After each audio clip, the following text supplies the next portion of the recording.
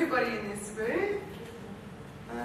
When I was 9 years old, I was going through a very difficult time in my life. And I always had a feeling that I didn't quite belong on this earth. I knew I was of God. I was really quite mad that He put me here and I didn't want to be here. I wanted to just go home like every minute of every day. I used to talk to Jesus all the time. Wherever I was doing, I was always talking to Him. It's like He was manifested in front of me. I could see Him, I could feel Him. He was always around me. When I was 9, as I said, I was going through a really bad time, and I was sitting up in my window and it was dark, and I was never really talked to God like Jesus was my friend, but I had a really healthy fear of the Lord, as we should do. But mine was a little bit more hiding from the Lord, that kind of fear. And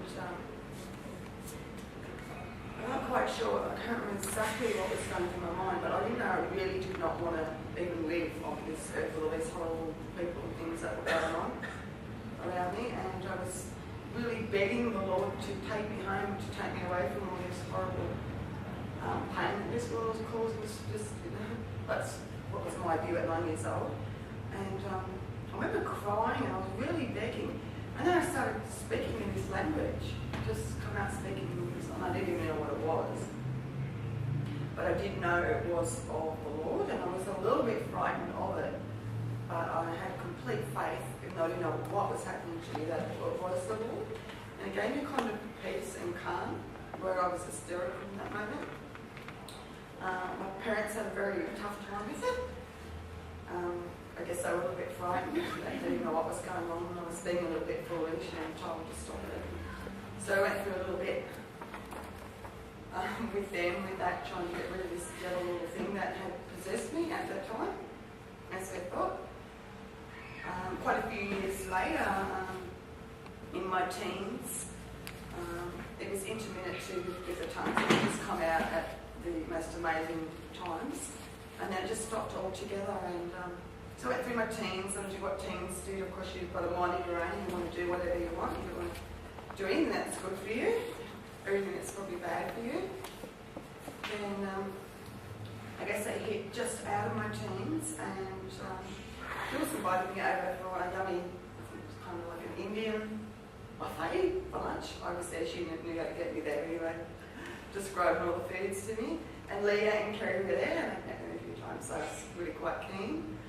And so we broke bread together, sitting on the floor, it was all authentic and it was yummy.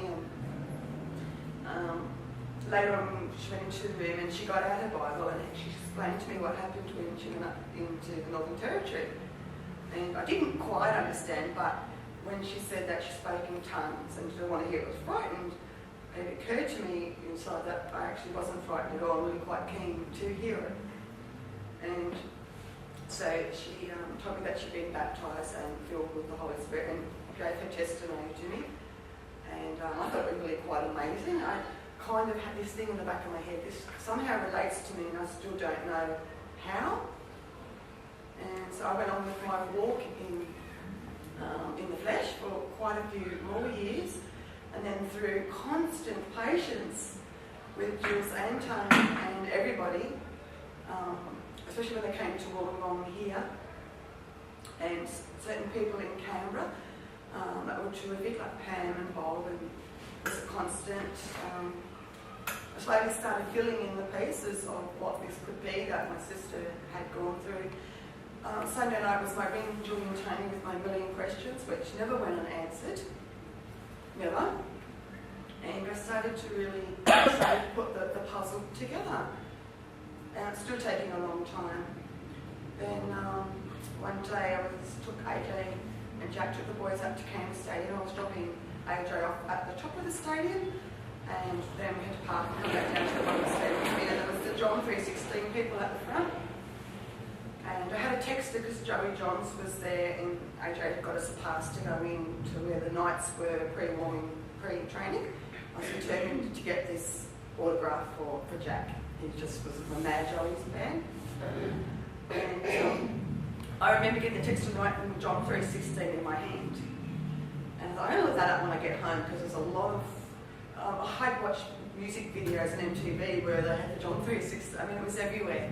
I thought, okay, this is worth really looking up and looking into.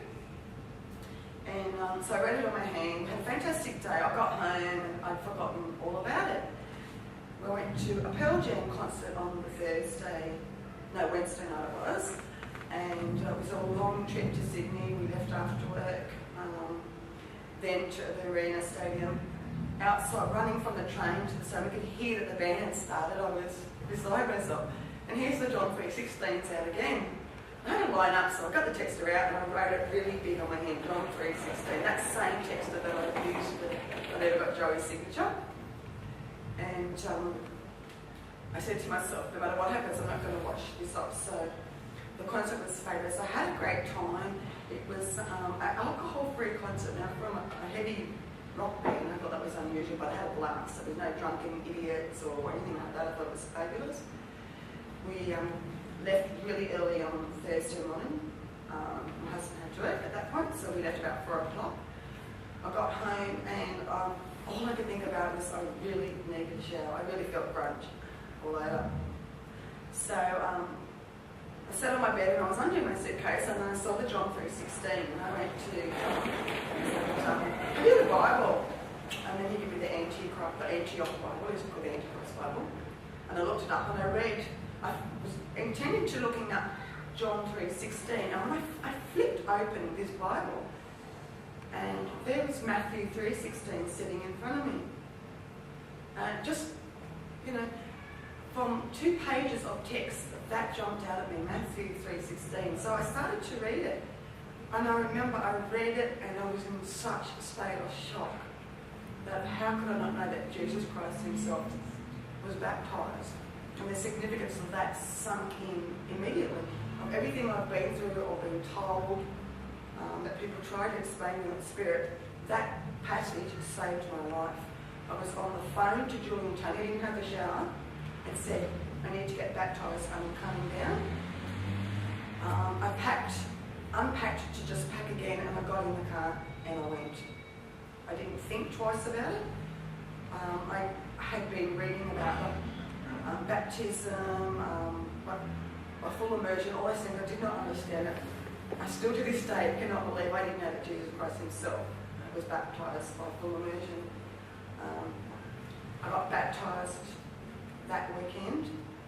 It was the best thing I've ever done in my entire life. It still took me a long time to really get with the Lord and start working, sorting out my life where I needed to be, and that was with the Lord. But I thank every day of my life that I opened that Bible and the Lord showed me what I really needed to see.